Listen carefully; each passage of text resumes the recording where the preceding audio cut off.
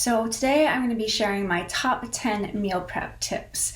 And these tips are going to help your meal prep not be as crazy, kind of keep you sane, and just really provide some shortcuts to make it just much more enjoyable, because a lot of us right now, we really care about our health given the pandemic. I mean, we should care about our health anyway, but it's also the beginning of the year, and a lot of us, the beginning of the year, we start on a new health and wellness journey. So meal prepping is very essential for success in your health and wellness journey, unless, of course, you can afford a private chef or a reputable meal service that you can trust and you don't have to cook at home. However, I do think there's a lot of positives to cooking at home. It's very therapeutic. And right now you have the time to practice your kitchen skills, your cooking skills, because there's not a lot else we can do, right? Number one is to plan. Planning makes such a difference. The more you plan, the less time you will spend in the kitchen. And so the more you figure out what recipes you're going to do, give yourself a little strategy before you go in the kitchen, it's going to save you so much time. And what I love about planning is you can do it anywhere. I mean, you can do it if you go to work, you could do it like during your lunch break at the office. If you're working at home, maybe in between Zoom calls, you could do it while you're watching TV. I mean, at first, planning, it does seem a little daunting, but the more you do it, the faster it becomes.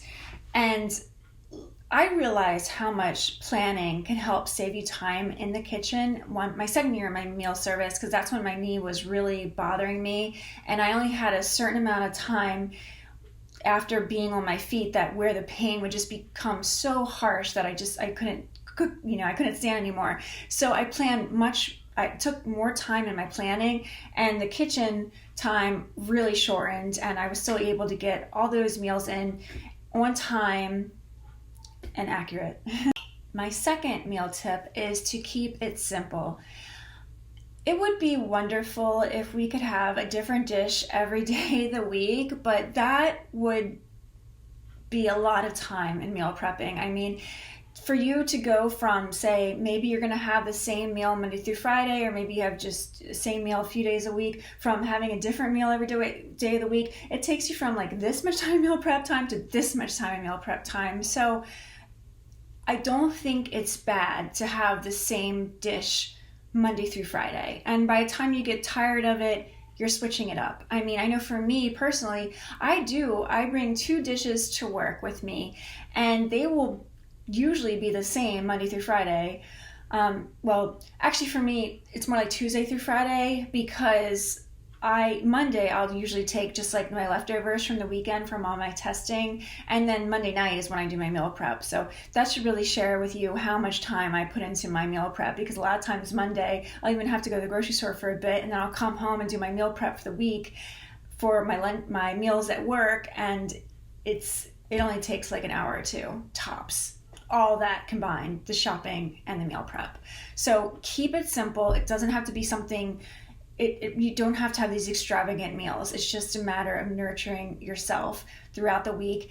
It's more important to have, as far as variety, it's more important to eat the rainbow of vegetables throughout the week. So keep it simple. My third tip is to provide some sort of consistency in your meal prep.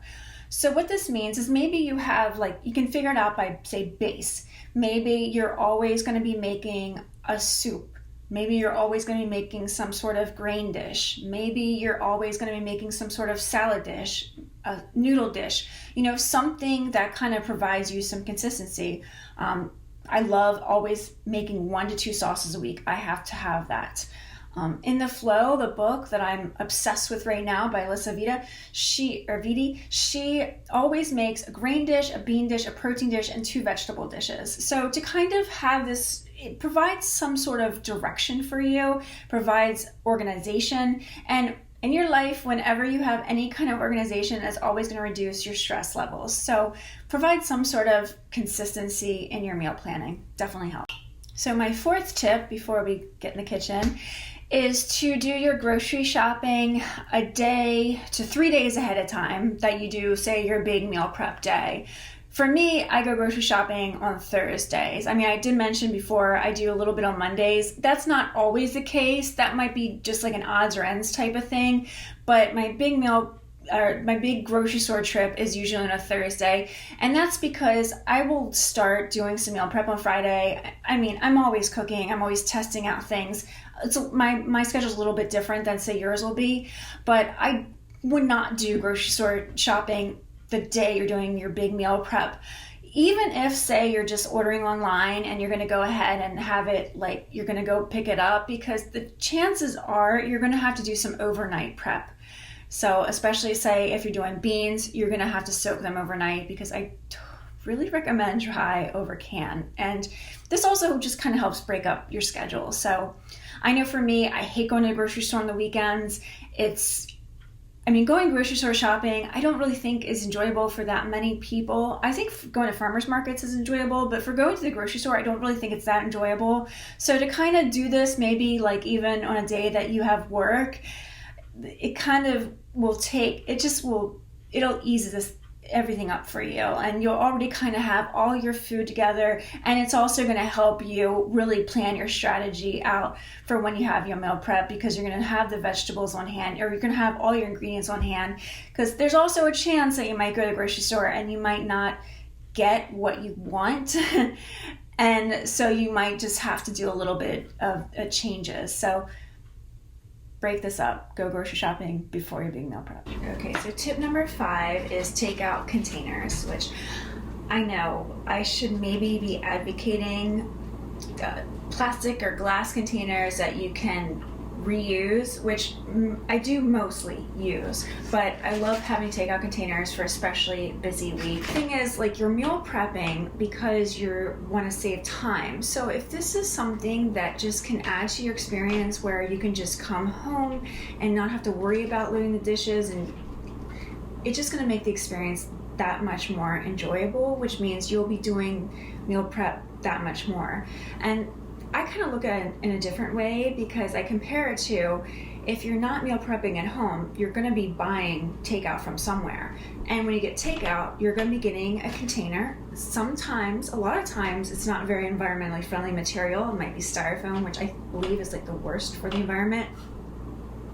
And it's put in a plastic bag, and you're given like a fork and a knife in that plastic thing too. So when you making food at home, you're just having a takeout container and you're using your like lunch bag or whatever, so you're already saving on the environment.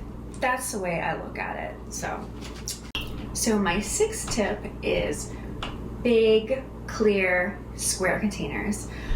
Yes, these are plastic. Glass is always the best, but sometimes, like, affordability wise, especially when you're like starting out and you may have to get extra supplies, the plastic ones are great, because I have never found glass containers this size coming in a pack. I mean, maybe they do, but these are very affordable. I got 4 in a pack from Costco. I use them in my meal service. And the reason why I love them is because, 1, they're clear. So you can see exactly what's inside them. It's just like, I love clear makeup bags, because you can see, it saves so much time, because you're not like hunting for things. Just like when you place the stuff in the fridge, you're not hunting for things, you can see what you have. So that's a huge time saver. Square, it's a space saver, which I love. Stuff that's round, it's going to take up so much more space. So tip number 8 would be to bring some low temperature cooking into your meal prep. The best device for this would be a slow cooker, which a slow cooker is like $50 at the max. Like I mentioned before, I did not have a hood unit for my meal prep business. So what I would do, like especially for like the chicken, I would always slow cook my chicken, and I would just do it Saturday before, because Sunday I would do my plating. So Saturday night I'd put in my chicken and let it like slowly cook all night long, and it was so great. Like it always came out right, which is great. But it was just nice because I didn't have to babysit, and it was already ready. And the same thing for beans. Beans, another thing you could slow cook. You may have to soak it the day before, but just to kind of have some of this, because it's going to be really hard for you to like have all this, like if you're doing a bunch of like stove cooking. I mean, first of all, you're going to get burnt out from that. It's a little bit tiring. Is to constantly just like whip firing things on the stove. It might seem like it will save you time, but I think it's just going to end up making you feel more anxious. So to have some low temperature cooking is a great tip to just be able to cook stuff without being necessarily present, which will save you time. So tip number 9 is to have some shortcut items.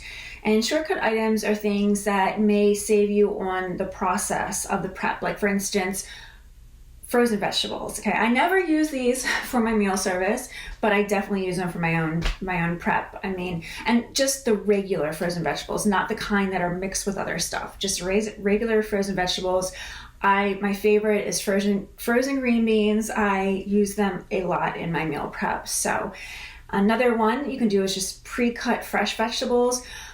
I'm more of an advocate of cutting the vegetables yourself, just because I worry there's a bit of a nutrient loss and possibly a flavor loss when you buy pre-cut. However, especially if you're just starting out, maybe you don't have your food processor yet, or maybe your knife skills are just not up to par, there's nothing wrong with getting pre-cut vegetables.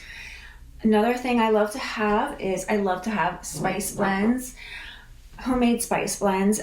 Spice blends save you so much time with whatever cooking you're doing. These especially, I love these at nighttime because I do tend to have like some garlic in them, and at nighttime maybe they won't be as offensive during the day. But these save you so much time because sometimes like putting together a whole big thing of spices for a dish can take a lot of time. I mean, you'll look at a list of items for a dish and half of them are spices. So to have some on hand could just really shortcut your time, add some for the dish. And another one that I really love, and this is like I recently discovered, it's probably been out there, but I just didn't know about it, and that is lemon juice, 100% lemon juice. Like this, I have lemon. Like every week I will have lemon in my dishes. And granted, a lot of times it's nice to have the zest. This has been such a time saver to already have the lemon juice already juiced, and it's only lemon, so there's no preservatives or anything. So this is definitely something that I always have on hand, and it's a great shortcut. And this brings me to my last tip. And my last tip is the buddy system.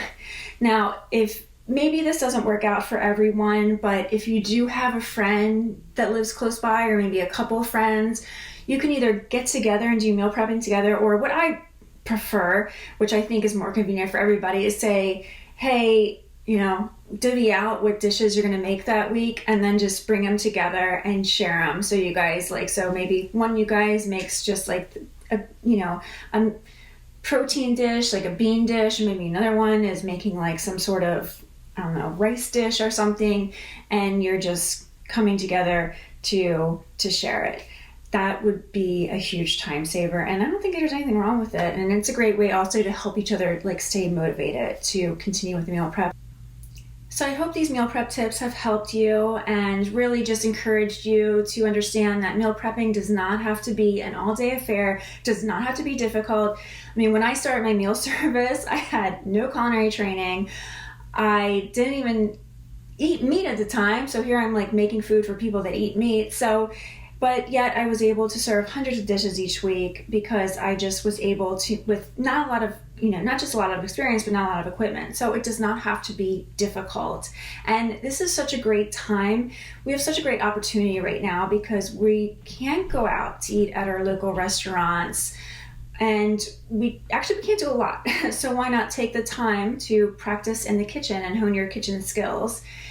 And I understand though, I'm a big believer in supporting local businesses, and I understand that some of you want to continue supporting your local restaurants. But you can have it both ways.